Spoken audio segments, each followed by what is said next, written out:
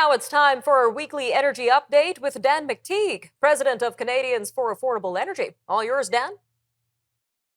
Well, good to talk to you again before and during this first long weekend of summer, Nima. It looks like we're going to start to see some movement in prices. Of course, we can't talk about Canada Day, the celebration of our nation, without mentioning the fact the federal government thought it was a wonderful and splendid idea to impose its second carbon tax.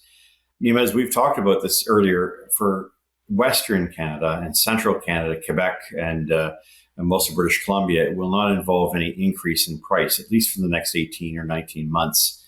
In the meantime, you will see an increase in ethanol content in your gasoline, which will make driving a little bit more expensive. I say that because, of course, ethanol is not gasoline. It's food. It's not fuel. It doesn't have the same properties or efficiencies. And so you're going to find that your mileage is reduced somewhat. But for Atlantic Canada, no such luck. The only refinery left there, the Irving refinery, doesn't have the option of blending biofuels or canola or corn ethanol. And so they have to go buy carbon credits or carbon adjustments or offsets. Call them what you want. The reality is that it's a joke.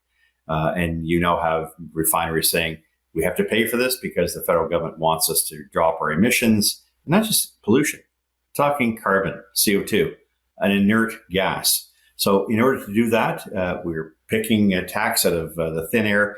Let me explain what's going to happen in Nova Scotia tomorrow. That'll be for Canada Day. By my calculation, Nova Scotians will see about a 16.5 cent a litre increase this week, 4 cents next week.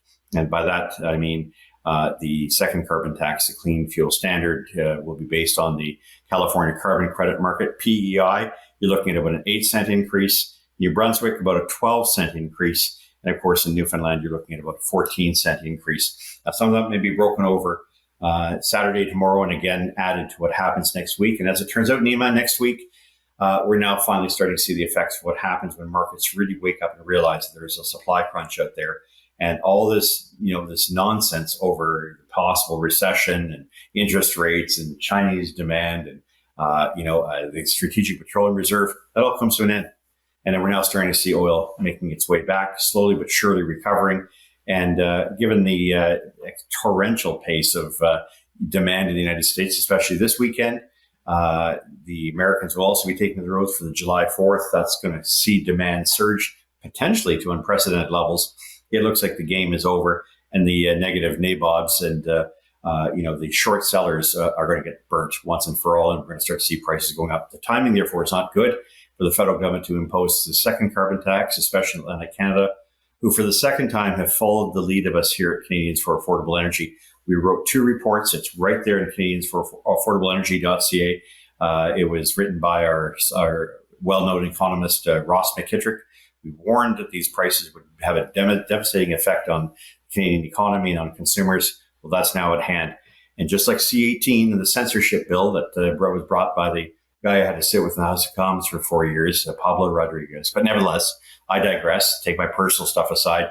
You now have the unfolding of yet another example of where this government meddles and where it winds up hurting Canadians. These folks have the Midas touch in reverse. Everything they touch turns to garbage. And unfortunately for Canadians, especially those in the MTV, the Montreal, Toronto, Vancouver area, it's a tough lesson to learn, but you're going to pay for it. And perhaps next election, we won't be as willing to sacrifice ignorance in favor of what we can no longer afford. So next week, I think we're looking right across the country, Nima, at a much higher price for gasoline, on average 5 cents a litre. So let's start with the BC, the Vancouver coast. You saw prices come down in BC, Vancouver to the 198 range tomorrow. It'll be back up to about 204, 205 next week. British Columbia back in the 170s. Alberta 150. Saskatchewan staying where it is to the high 150s along with Manitoba. Ontario, you're looking for prices to move back towards $1.63 from where it is today at the $1.58 range. And of course, Quebec, always 11 cents higher than that. And the Maritimes, where your average price increase week over week is now going to be guaranteed 10 cents a litre.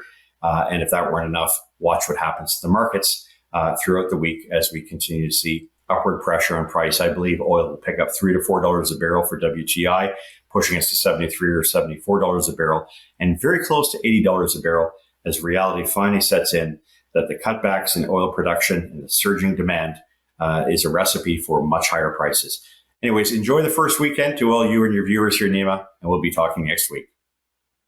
Lots to look out for ahead of the long weekend. Thanks for that, Dan. Again, that was Dan McTeague, president of Canadians for Affordable Energy. All right, stay tuned. We'll be taking a look at the crypto markets right after the break, so we'll be right back after a short commercial. Stay with us.